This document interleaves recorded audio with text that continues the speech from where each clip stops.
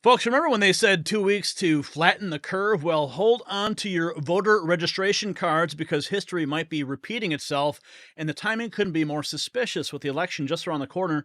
Suddenly, West Nile virus is spreading across 33 states.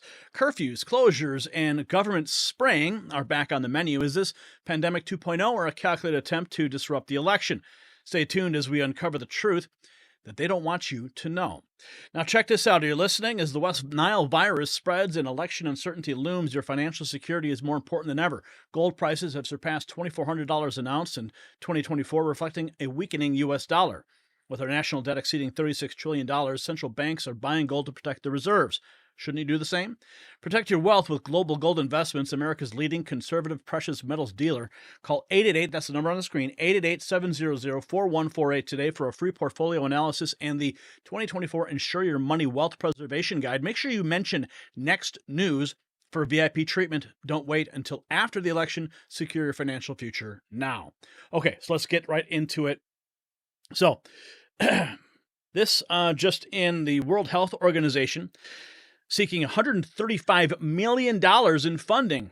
This is to fight the monkeypox, which has now been called by Pope Francis as a global health emergency. That's right. The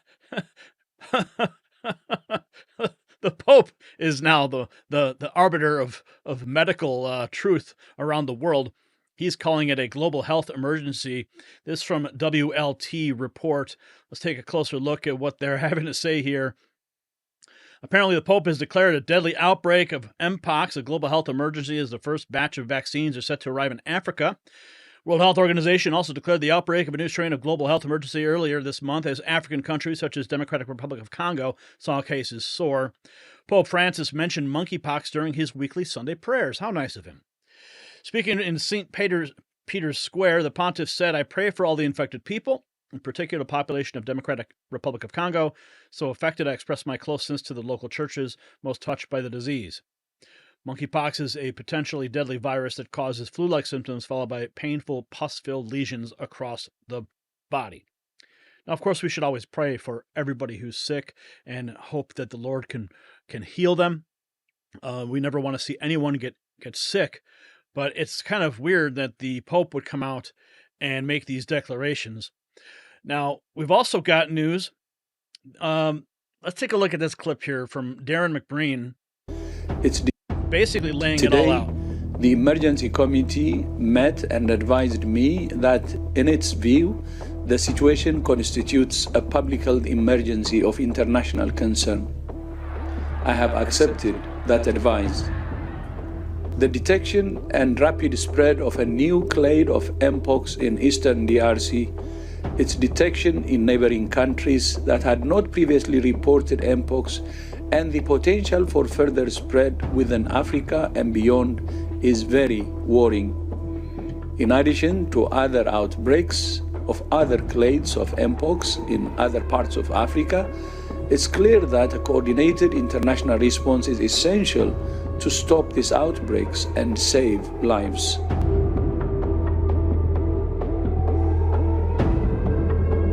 We've seen this movie before, haven't we? Just in time. Just in time for the election. And if you didn't know, Dr. Anthony Fauci, the world-renowned expert, actually science incarnate. If you didn't know, Dr. Anthony Fauci is science. So we should worship at his feet and light candles and offer up prayers and incense to this savior of the world, Dr. Anthony Fauci. But apparently, His Holiness was hospitalized this week with severe case of West Nile virus. The disease is so rare in the U.S. that we only see 1,000 to 2,000 confirmed cases yearly. Matt Wallace says this is not a coincidence. I've been sounding the alarm for months that they are working on this new strain of West Nile virus. Now, the West Nile virus reported in 33 states across the U.S., and that number 33 makes another appearance. In response, outdoor public areas have been shut down and voluntary curfews are in place. And apparently the government is planning to spray cities to address the situation. Let's even hear what closing they have to out say. Areas and issuing. Sade. There have been several reported cases of West Nile virus here in New York City so far. Authorities will be out spraying the city tonight and tomorrow. With the mosquito population growing, health officials are warning to remain vigilant. This morning, several towns across the Northeast on alert, some even closing outdoor public areas and issuing voluntary curfews to prevent the spread of potentially dangerous mosquito-borne illnesses. The country's well-known infectious disease expert, Dr. Anthony Fauci, hospitalized after contracting West Nile virus. The 83-year-old now home and expected to make a full recovery. The CDC saying West Nile has been detected in more than 30 states.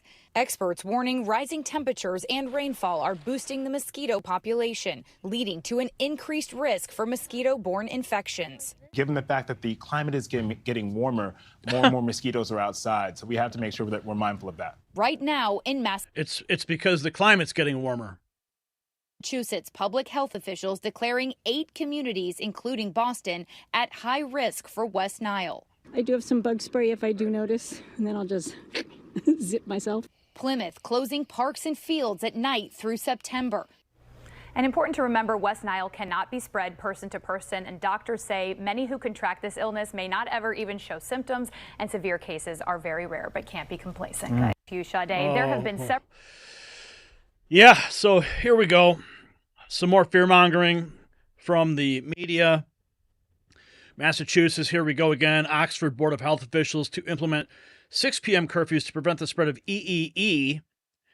They're doing what needs to be done to keep people safe. The curfew is to last till the end of September. Let's see what this curfew is all about. So some concern now in a part of Massachusetts after a man tested positive for EEE last week. This is the state's first human case in 4 years. A small cluster of communities right on the Rhode Island state line is at critical risk for the disease. They're Oxford, Douglas, Sutton, and Webster, seen here on the Pinpoint News Tracker. And now one of those communities is taking action to try to keep people safe, but not everybody is on board with the plan. Sophia Zabo here now with the latest developments. Kate and Patrick, last night at a Board of Health meeting, officials in Oxford approved a recommendation to issue a 6 p.m. curfew to prevent the spread of EEE. But the people at that meeting were not happy with this decision. Please don't do this to our kids. 800 people signed a petition. Officials say they aren't banning people from going outside, but instead doing what needs to be done to keep people safe. They suggest the 6 p.m. Doing what needs to be done. Mask up, backs up. Curfew lasts until the end of September, then moves to 5 p.m. on October 1st. People at this meeting say this will hurt after-school activities, including sports. Wow. We have probably well over 150 people that are here to stand up for their kids, to make the parents, have their own decision, makes their decisions. Last week, a man in his 80s from Oxford tested positive for EEE. It was the first human case in the state since 2020. The State Department of Health says people in critical areas should avoid outside activities at night. In areas of high and critical risk, we really want people to be thoughtful about when they time their outdoor activities. Mosquito activity, feeding activity really peaks at dusk and dawn. Though it is rare, EEE is a very serious and potentially fatal disease that can affect people of all ages. It usually spreads to humans through the bite of an infected mosquito. Live in studio this morning, Sophia. Okay, so here we go again, folks. Here we go again. Massachusetts town in lockdown to combat mosquito-borne virus. Curfews in effect. Fauci gets sick. I mean, when Fauci gets sick, that makes headlines, right? That just isn't it kind of strange how you have this outbreak occurring of these mosquitoes? You've got this threat of monkeypox. You've got the Pope coming out. And then, of course, Fauci gets sick.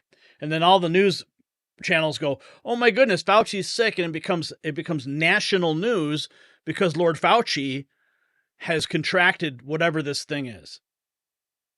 And it just makes it amplifies the message even more because Fauci can do no wrong. Right? And all this perfectly in time for our election. Now, is this going to trigger mail-in ballots? Well, they've already got that whole program in place. They haven't stopped that. That's still going on. But if people start to get terrified because they see this type of news, then they're going to, so, maybe I won't vote in person this time. Maybe that monkeypox thing is real. Maybe I shouldn't go out, right? It only amplifies the message and helps with the potential election interference. That's how I see this entire thing breaking down. So we're going to continue to monitor exactly what's going on, but this monkeypox, you got West Nile, you got Fauci getting bitten. You got towns going into lockdown, and they're reporting it in not monkeypox, but this West Nile now in 33 states. So what do you guys think? So as we've seen, the parallels between the West Nile outbreak and the early days of COVID are undeniable, but here's the million-dollar question: why now? Just weeks before the most crucial election of our lifetime. Is it a coincidence or a convenient crisis? Remember, it starts with a curfew, but it could end with mail-in ballots and emergency voting measures. So stay vigilant, America. Your right to vote freely might depend on it. The fight for our liberty and our republic is far from over.